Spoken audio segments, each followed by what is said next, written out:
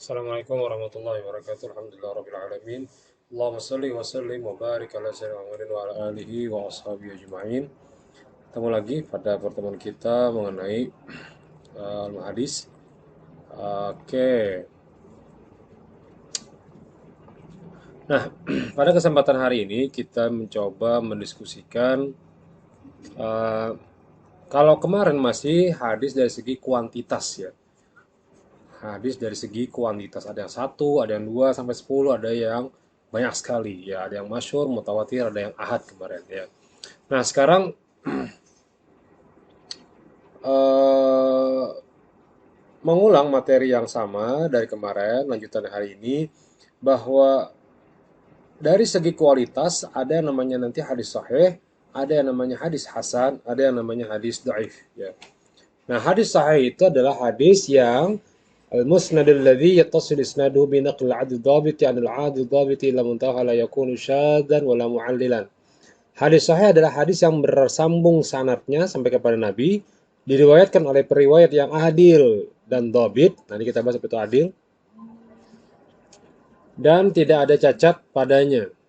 Ya, tidak ada janggal dan tidak ada juga cacat. Ya. Bentar.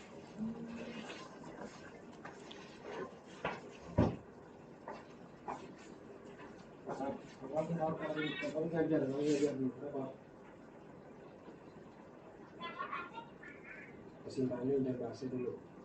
Ya, ini lanjut ya. Oke, kipas angin ya. Kipas angin angkat ke kamar.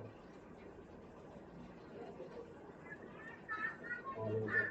Di atas samari kompor ada kertas. Samari kompor kertas. Kertas tuh. Kata lah.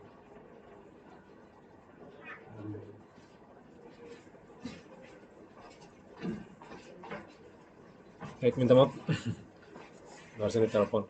Nah, syarat-syaratnya pertama, sanadnya bersambung. Jadi syarat pertama hadis sahih itu adalah sanadnya bersambung, yaitu dari awal sanad sampai akhir. Pernah kita bahas dulu ya. Bentar, saya lihat dulu.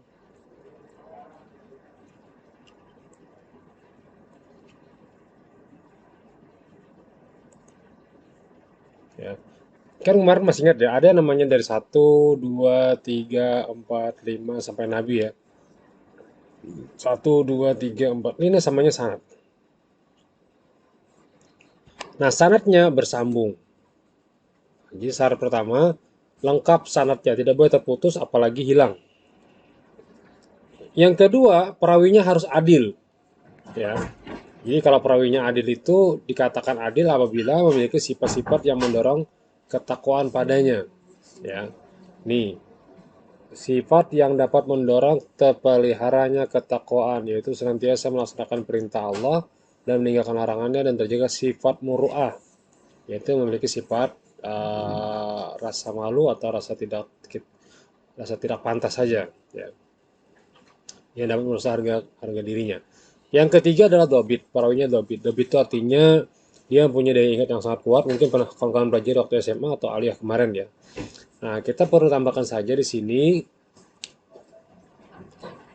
tidak syaz. Nah, ini mungkin perlu pian ingat lagi. Tidak syaz artinya tidak janggal atau rancu dalam meriwayatkan hadis. Ya, jadi seorang perawi hadis ketika meriwayatkan hadis dia benar-benar harus maksimal kualitas dalam hafalannya, kualitas dalam pemahamannya. Ya. Nah, silakan kawan-kawan bisa meresum mana yang paling ringkas saja, tepat saja supaya ingat saja. Ya. Misalnya apa itu dobit, apa itu adil, apa itu syaz dan sebagainya. Itu aja ya. Kalau ditulis semuanya Bang Pak, ya terserah pian ya, tinggal capture, tek, selesai ya. Apalagi di YouTube bisa Anda ulang-ulang ya. Nah, kemudian tidak berilat. Apa yang tidak berilat Pak? Artinya hadis tersebut tidak memiliki hal-hal yang membuat itu samar, yang merusak kesahihan hadis. Ya.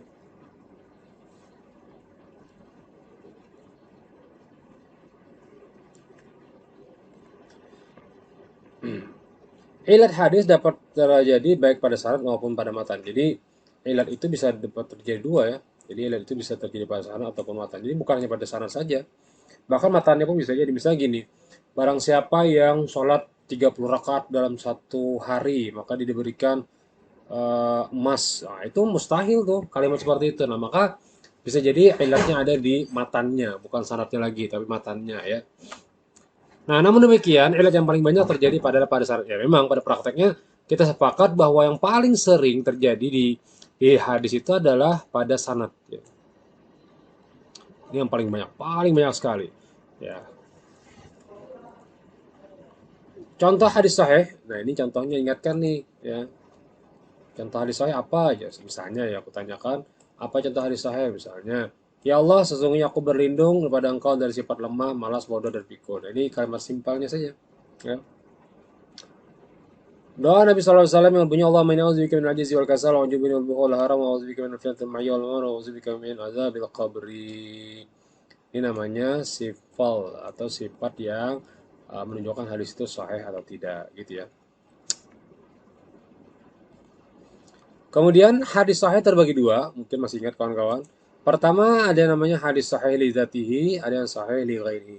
Hadis sahih li dzatihi ada satu hadis yang sanad bersambung dari permulaan hadis. Jadi begini gambarnya. Ya. Jadi hadis sahih itu terbagi dua ya. Sahih terbagi dua. Pertama li dzatihi. Dzatihi ini artinya dengan sendirinya. Dia sahih karena dirinya sendiri. Yang kedua sahih li ghairihi. Dia sahih karena ada hadis lain yang menguatkan sehingga menjadilah dia hadisnya sahih. Nah, gitu ya. Jadi kalau kita melihat perkara hadis, ternyata pada prakteknya dia saling menguatkan. Misalnya dari satu orang hadisnya A, yang satu orang lagi A1, yang satu lagi A2. Ada kemiripan hadis ini namanya hadisnya saling menguatkan ya. Ya mungkin karena hafalannya berbeda jadi maknanya juga teksnya kadang ada yang berbeda ya. Kemudian ada yang namanya hadis sahih li ghairi ini tadi hadis sahih li ghairi. Apa itu hadis sahih li ghairi, Pak? Hadis hasan yang didukung oleh hadis lain yang lebih kuat sehingga kuotanya meningkat menjadi sahih. Nah, nanti ada hadisnya hadis hasan ya. Nah, ketika hadis ini dikuatkan oleh hadis yang lain, maka dia meningkat menjadi hadis sahih li ghairihi. Karena apa? Karena ada yang menguatkan hadisnya. Menguatkan hadisnya. Jadi dia naik dari hadis hasan menjadi hadis sahih li ghairihi, hadis hasan yang didukung oleh hadis lain. Ya, jadi dia menjadi kuat karena ada hadis hasan yang lebih kuat dan didukung oleh yang lain sehingga disebutkan hadis sahih. Pak bertanya, bolehkah kami mengkritik hadis, Pak? Jawabannya tidak usah. Pak, bolehkah kami menentukan hadis sahih, hasan atau dhaif? Jawabannya juga tidak usah. Karena para ulama sudah mengklasifikasikannya. Para ahli hadis sudah mengklasifikasikannya. Baik itu dari Syekh Utsaimin bin Baz yang lagi ramai di Salafi misalnya. Atau dari Rasulullah Imam Nawawi misalnya. Banyak sekali referensinya. Dan usahakan jangan hanya satu referensi saja yang baca itu. Agar tidak terjadi taklid gitu ya. Taklid buta. Baca juga referensi lain gitu ya. Oh, tidak ada hadisnya apa di sini? Sabar, cari dulu hadis yang lainnya gitu ya. Pelan-pelan. Oh, ada hadisnya nih. Oh, ternyata ini hadisnya gitu ya. Uh, Seperti misalnya ada pertanyaan, bagaimana dengan hadis Maulid Nabi, Pak? Nah, itu silakan dicari tuh. Cari di internet, cari bahannya, baca bahannya, mana yang benar-benar sebagainya. Sehingga kawan-kawan yang mempelajari ilmu hadis itu menjadi maksimal. Oh, ternyata hadis secara spesifiknya tidak ada, tapi pada prakteknya ada gitu. Misalnya, zakaya maulid tufi, ketika itu kata Nabi, aku dilahirkan. Jadi ketika sahabat bertanya, kenapa engkau puasa Senin wahai Rasul? Zakaya maulid itu, akulah dilahirkan pada waktu itu, hari Senin.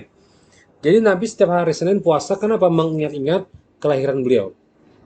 Nah, kenapa tidak disebutkan saja dengan pahala-pahala sunnah hari Senin? Tidak disebutkan, tapi disebutkan malah itu pada waktu aku dilahirkan. Nah, itu ngarannya referensi hadisnya secara kias atau menggunakan kalimat hadis tersebut sebagai bagian dalam menggembirakan hari kelahiran Nabi Shallallahu Alaihi Wasallam. Nah, tapi bagi yang tidak sepakat, ya mungkin dia menggunakan hadis yang lain bahwa katanya tidak ada hadisnya. Ya sudah, sepakat tidak ada perdebatan di bagian itu. Tapi jangan dikaitkan yang hal demikian menjadi sebuah konteks akidah. Kalau dihubungkan dengan akidah, ini bermasalah. Kalau masalah mau atau tidaknya itu hak masing-masing. Tapi kalau sudah dikaitkan dengan akidah, berarti ini sudah bermasalah kitanya gitu ya. Jadi tidak bisa dihubungkan hal-hal yang muamalat dihubungkan dengan akidah. Ya. Nah, yang kedua hadis hasan. Ya, jadi cepat saja, silakan nanti kawan-kawan ulang kalau memang agak sedikit kecepatan ya. Hadis yang sanadnya bersambung diriwayatkan oleh seorang yang adil tapi kurang dhabit. Jadi hadis hasan ini sama dengan hadis sahih seperti ini ya. Jadi hadis sahih itu seperti ini. Sahih itu di atas ya. Nah, di bawah sahih ini ada namanya hadis hasan, di bawahnya lagi ada hadis dhaif ya. Nah, hadis hasan terbagi dua, sahih juga terbagi dua. Ada li dzatihi, ada li ghairihi. Ini juga sama, ada hasan li dzatihi, ada hasan li ghairihi. Nah, dua-duanya ini memiliki referensi yang sama dan konteksnya berbeda ya. Hadis yang sanadnya bersambung ya, kurang saja di bagian hafalannya ya. Ada sedikit kurang hafalannya. Jadi hadisnya menjadi hadis sahih, hasan ya. Contohnya apa Pak? Nah ini perlu kalian pahami contohnya apa ya. Soalnya kalau tidak paham contohnya bingung nanti. Ya. Laula nasyqa ala ummati la amartum bisiwak 'inda kulli salatin. Ini paling gampang cara dihafalnya. Silakan saja. Dihafal cepat aja nih. Laula an asyqa ala ummati la amartum bisiwak 'inda kulli salat. Laula an asyqa ala ummati la amartum bisiwak 'inda kulli salat. Laula an asyqa ala ummati la amartum bisiwak 'inda kulli salat. Seandainya tidak memberikan umatku, saya aku perintahkan mereka untuk bersiwak setiap kali hendak sholat gitu ya. Nah ini contoh dari hadis hasan, silakan pian ulang-ulang dan sebagainya. Ya. Nah lanjut ke macam-macam hadis hasan. Ada hasan li dzatihi, ada hasan li ghairihi. Sama kayak tadi. Nah yang menjadi hasan li dzatihi apa? Sampai akhir ngaratnya hadis hasan li dzatihi, tapi hafalannya kurang. Nah sementara hasan li ghairihi tidak diketahui keahliannya, tetapi dia bukan orang yang terlalu banyak. Kemudian ada riwayat yang lain yang berkesesuaian maknanya. Ini catatannya di sini ya. Ada riwayat lain yang sesuai maknanya. Jadi ada kesesuaian makna. Jadi meningkat kayak tadi yang dijelaskan. Ketika dia hadis hasan li ghairihi, ini sebelumnya ada hadis dhaif. Kemudian ada yang menguatkannya, maka naiklah menjadi hasan li ghairihi. Maka dia menjadi hasan li ghairihi. Kenapa? Karena pada dasarnya adalah hadisnya hadis dhaif. Kemudian ada petunjuk lain yang memperkuatnya. Sehingga ia meningkat menjadi hadis hasan. Jika tidak ada hadis hasan yang memperkuat, maka disebut akan terperkuat hadis dhaif. Tapi jika hadisnya tidak ada yang memperkuatnya ya, tidak ada yang memperkuat, ada hadis hasan lain atau hadis sahih yang lain, maka tetap saja hadis ini menjadi lemah gitu ya. Makanya perdebatan hadis itu biasanya dilihat dari berbagai macam hadisnya ya. Oh hadisnya lemah, lemah di mananya? Lihat dulu, adakah ada kemiripan hadis yang lainnya gitu ya. Adakah ada kemiripan dengan yang lain gitu.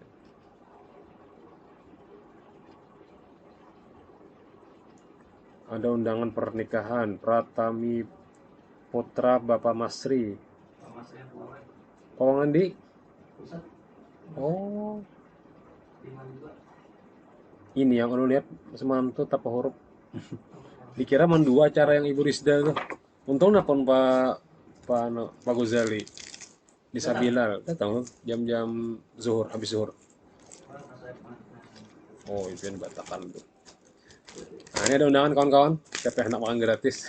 Tapi karena tenggar diundang maka jangan datang ya. Ada boleh hukumnya haram mendatangi undangan karena undangan di Pian ya. Kalau ini ada. Tapi sayangnya di sini sekeluarga. Pian apakah keluarga saya? Boleh. Gabung. Ya. Baik, lanjut ke bawahnya lagi. Hadis dhaif. Nah, ini ringkas saja. Yang bukan hadis sahih. Gitu aja. Dan hadis hasan. Ya. Demikian jika yang itu disebutkan hadisnya hafalannya lemah, orangnya fasik, kadang orangnya mereka hadis kadang banyak dusta, maka sifatnya menjadi hadis dhaif ya. Nah, apakah kita bisa mengklaim itu hadis dhaif, Pak? Nah, saya bilang lagi kembali apa? Sudah ada ulama-ulama hadis yang mengklaim hadis yang di ujungnya adalah hadis sahih. Nah, tadi saya kirim juga tuh. Kayak ada Solihin yang di grup saya kirim ada Solihin, hadis Muwatta Imam Malik sudah ada gitu aja. Ya. Cuman kita perlu tahu teorinya, apa itu sahih, apa itu hasan, apa itu dhaif. Yang penting tahu dulu ya. Apa contohnya Pak? La tufadilu bainal anbiya. Janganlah kalian membeda-bedakan di antara para nabi. Nah, ini hadisnya dhaif ya. Nah, sekarang perlu yang ingat. Ada hadis dhaif dengan klasifikasi pertama, dhaif karena tidak bersambung sanadnya. Ada berapa hadis? Pertama hadis munqati, jadi hadisnya terputus sanadnya. Ya. Hadis yang gugur sanadnya di satu tempat atau lebih pada sanadnya disebutkan nama seorang yang tidak dikenal. Nanti ada lagi hadisnya mu'allaq, diturunkan dua orang berturut-turut. Ada hadis mursal yang sanadnya gugur setelah tabi'in. Nah, sekarang kita lihatkan contohnya. Ya. Contohnya gini. Bentar. Pertama tadi apa? Hadis munqati ya. Nah, nanti kita bahas sedikit-sedikit pelan-pelan. Ini nggak mungkin sulit sudah ya. Ada nanti hadisnya munqati. Ada nanti hadisnya mu'allaq. Ada nanti hadisnya mursal. Ya. 1, 2, 3, 4, 5 Nabi. Sahabat, tabi'in. Nah, kalau yang dibuangnya itu adalah sahabat, dari tabi'in ke sini, tiba-tiba langsung loncat ke Nabi, ngarannya hadisnya mursalun. Istilah hadisnya hadis mursal. Apa itu hadis mursal, Pak? Hadis yang riwayat sanad di bagian sahabatnya dibuang. Artinya tidak ada pakai sahabat langsung ke Nabi. Tabi'in loncat ke Nabi. Itu hadisnya nanti dhaif ya. Ada juga hadisnya mu'allaq. Tidak ada 1, 2, 3 tiba-tiba langsung ke Nabi. Nah, ini mu'allaq nanti hadisnya. Atau munqati yang dibuang adalah tabi'innya. 1, 2, 3 langsung ke sahabat. Tabi'in loncat ke sahabat. Nah, padahal kan tidak satu generasi. Ya. Masih ingat generasi pertama kemarin? Nah, jadi gini generasinya. Ada Nabi, setelah Nabi, sahabat, setelah sahabat ada tabi'in, nah, setelah tabi'in ada tabi'in, ada atba'u tabi'in, atba'u tabi'in. Atba'u tabi'in. Ini ngarannya sanad ya. Nah, hadis mu'allaq yang gugur rawinya seseorang atau lebih dari awal sanadnya secara berturut-turut. Jadi banyak sekali gugur. Jadi contohnya gini. Nomor 1, 2, 3, 4, 5 Nabi. Ya. Dari A ini loncat langsung ke Nabi misalnya. Ini artinya mu'allaq hadisnya.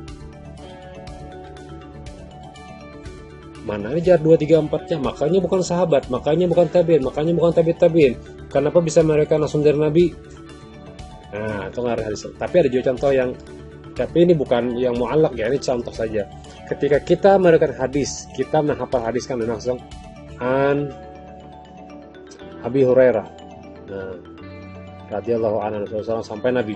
Pertanyaannya, apakah an ini dari kita? Kapan kita bertemu Nabi Hurairah? Tidak ada kan? Nah, kalau ada misalnya ilmu hadisnya, ini sebenarnya hadisnya mu'allaq ya. Tiba-tiba loncat ke Nabi langsung gitu ya, atau ngarang hadis mu'allaq. Silakan diulang kalau memang agak sedikit sulit. Kemudian yang C, hadis mursal. Mursal itu bagaimana, Pak? 1, 2, 3, 4, 5 Nabi. Setelah Nabi, sahabat, tabi'in, tabi'in, atba'u tabi'in. Sanadnya gini, 1, 2, 3 langsung loncat. Ini ngarannya mursal. Ya, mursal. Kalau modal bagaimana, Pak? Kalau modal yang loncat 2 langsung. 1, 2 langsung Nabi. 2 orang berturut-turut. Kalau mursal sahabat saja. Kalau modal 2 orang langsung. Tabi'in dan sahabat gugur atau dibuang secara berurutan. Nah, nanti ada lagi istilah hadis mudallas. Hadis yang diperkirakan cacat ya. Nah, sekarang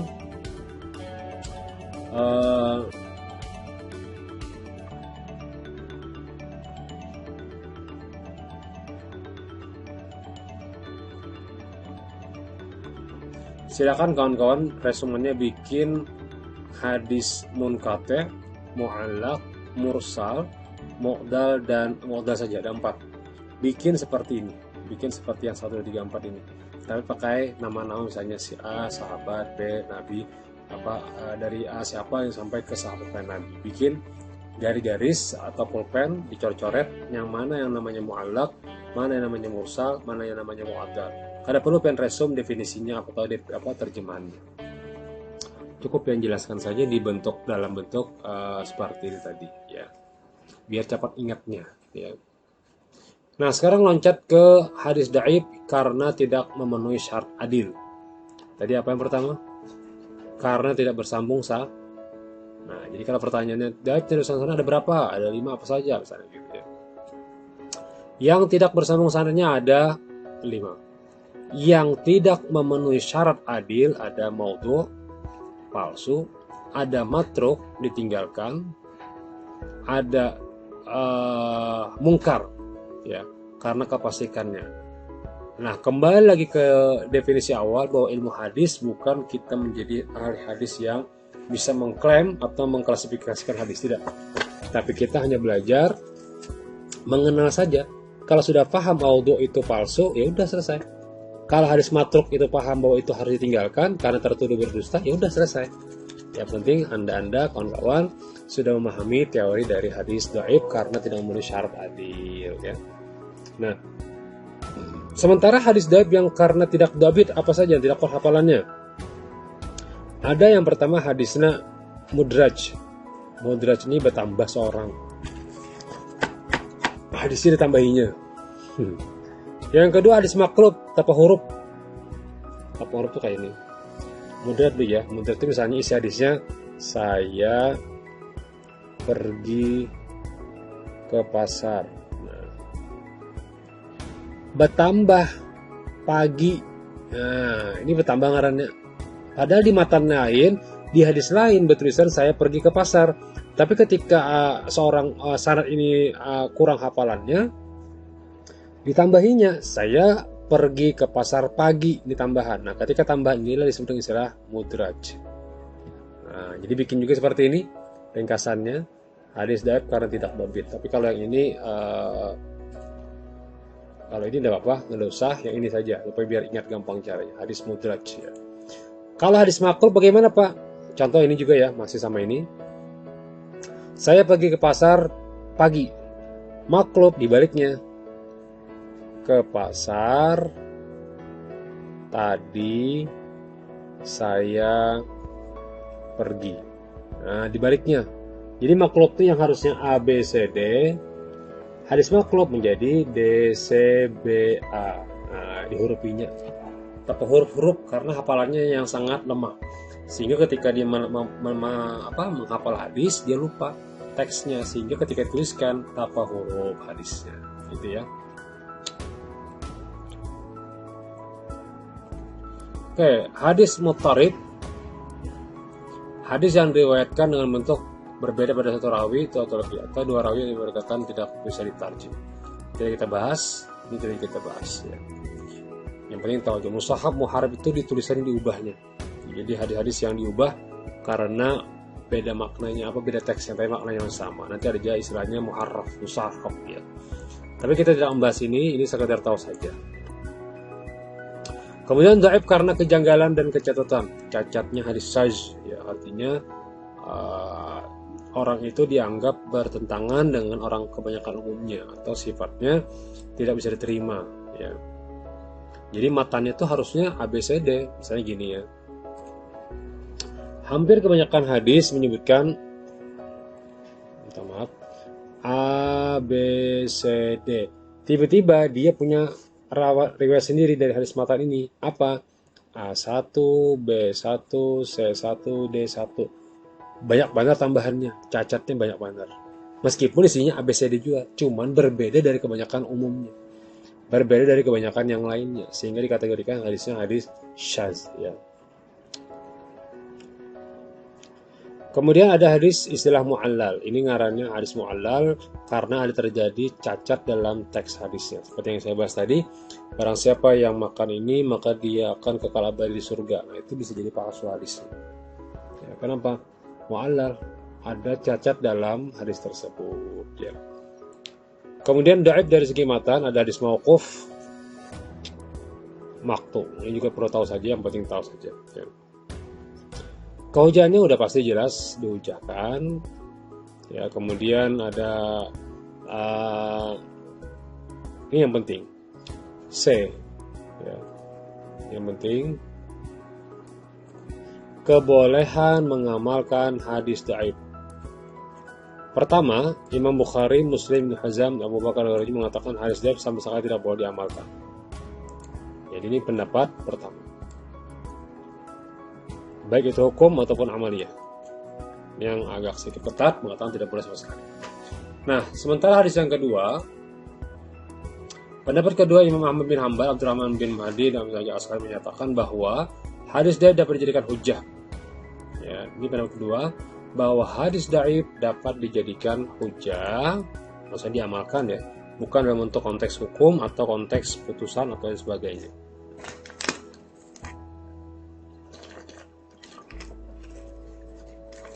Tapi hanya fadail amal atau keutamaan beramal, beribadah, amalan saja, amal-amal. Maka banyak amalan-amalan, doa-doa itu banyak mungkin dikategorikan hadis dhaif tapi masih boleh dibaca dan diamalkan karena Nabi yang mengucapkannya. Berdoa juga atas izin Nabi, izin anjuran Nabi gitu ya. Sehingga hadis dhaif masih bisa dijadikan sebagai hujjah untuk beramal, bukan untuk jadi definisi hukum. Misalnya hukum nikah, hukum ini, hukum tidak bisa. Nah, pertama, ini ada catatan penting. Para rawi yang meriwayatkan hadis itu tidak terlalu lemah. Nah, jadi boleh kita meriwayatkan hadis, mengambil atau mengamalkan hadis dhaif, tapi syaratnya tidak boleh terlalu lemah sampai dikatakan mungkar atau hadisnya matruk, ditinggalkan. Ya. Yang kedua, masalah dikembangkan hadis itu mempunyai dasar pokok. Jadi kalau misalnya ada hadis dhaif, lihat masih ada kada di Al-Quran atau hadis yang berhubungan dengan materi tersebut. Jika ada, maka masih ada hubungannya dengan Al-Quran, maka boleh diamalkan hadis tersebut.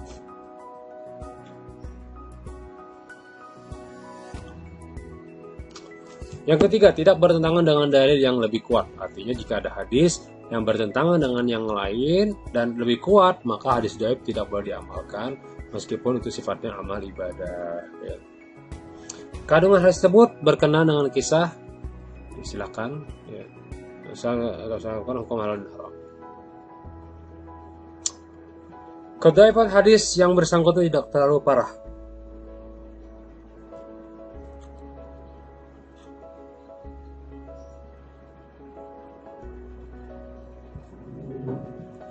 Amal yang dilakukan tidak dilakukan atas dasar petunjuk hadis dhaif tersebut, tapi dilakukan atas dasar kehati-hatian. Jadi kalau mengamalkan hadis dhaif, ada kan niat di hati apa bahwa saya mengamalkan hadis ini karena memang tidak ada pertentangan di kalangan para ahli hadis dan niatnya untuk kehati-hatian saja.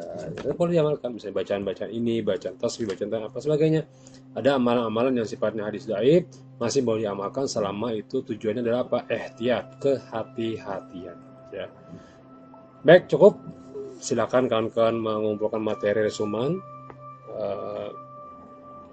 Usahakan bisa dibaca ya. Ada beberapa tulisan kawan itu yang sulit sekali saya baca. Saya membacanya pusing. Tulisannya apa ini? Ya.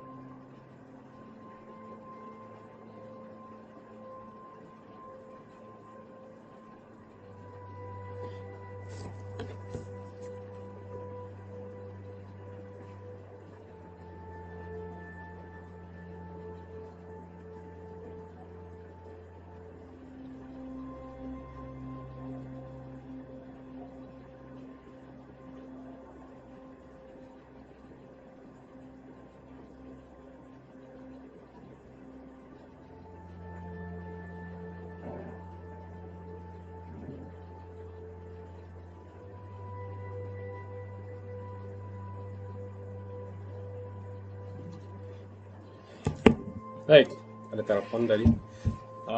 Riwayat hadis ada dua, pertama dari jumlah dan dari segi mutu. Jadi ingatkan tadi dua, kualitas dengan kuantitas.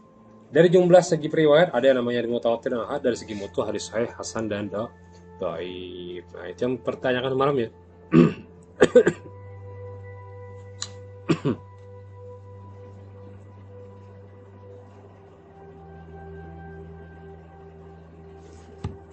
Bentar ya.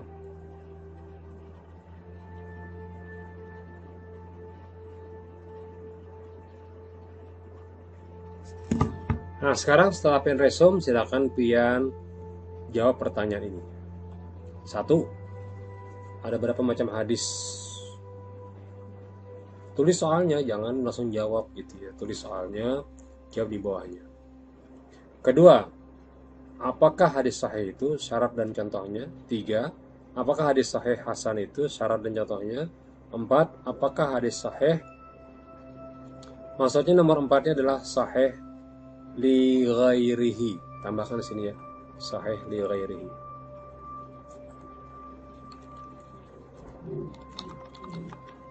Sahih li ghairihi. Jika tidak ada lengkap di sini, silakan cari-cari di materi lain atau bahan-bahan yang lain. Ya. Tapi kalau tadi sudah lengkap contohnya di atas ada. Ya. Tinggal Anda ulang, scroll kembali, lihat apa contohnya. Apakah hadis dia boleh diamalkan? Jika boleh, apa alasannya? Jika tidak boleh, apa alasan? Silakan diberikan di sini 2 alasan seperti yang dijelaskan tadi. Ya. Pak, harus sama dengan buku kah, Pak? Jangan. Bikin kalimat sendiri, karang-karangan sendiri, jangan kopas punya saya. Silakan bikin materi sendiri dengan bahan materi yang Pian dapatkan dari pemahaman Pian dari materi yang tadi dijelaskan. Cukup ya? Silakan Pian kerjakan sampai jam 4 sore. Ya, jam 4 sore. Adapun yang tadi dispensasi sampai minggu depan atau maksimal ya minggu depan. Tapi tetap hadir. Dan yang kedua, minggu depan kita akan PTM. Ya, kita akan PTM, nanti dibatasi dulu berapa orang yang mungkin bisa nanti di minggu depan. Ya, minggu depan yang bisa, misalnya orang-orang yang dekat dengan Banjarmasin dulu deh ya. Tapi kalau yang mereka tinggal jauh, udah apa, kalau memang sudah di Banjarmasin, silakan datang saja. Aman-aman aja insya Allah. Gunakan protokol kesehatan, doa, bismillah, tawakal Allah, insya Allah kita bertemu ya. Dan bagi yang tidak PTM, mungkin nanti bisa lihat nanti secara daring juga, kalau mungkin kan bisa 2 daring ya. Dan mudah-mudahan itu cara kita supaya jangan terlalu muyak di rumah melihat HP, melihat YouTube terus atau melihat dan sebagainya ya. Biar refreshing sedikit di kampus, ketemu kawan-kawan, ketemu kampus, ketemu ruangan, ketemu apa gitu, biar kenal. Dan saya pun bisa melihat Anda, bisa melihat kenal dan sebagainya. Dan itu mungkin suatu yang prestisius bagi kita karena bisa berjumpa secara PTM nantinya ya. Demikian kita akhir, alhamdulillah, alhamdulillah alamin, subhanakallahumma bihamdika asyhadu an la ilaha illa anta astaghfiruka wa atubu ilaik. Ketemu lagi insyaallah minggu depan. Assalamualaikum warahmatullahi wabarakatuh.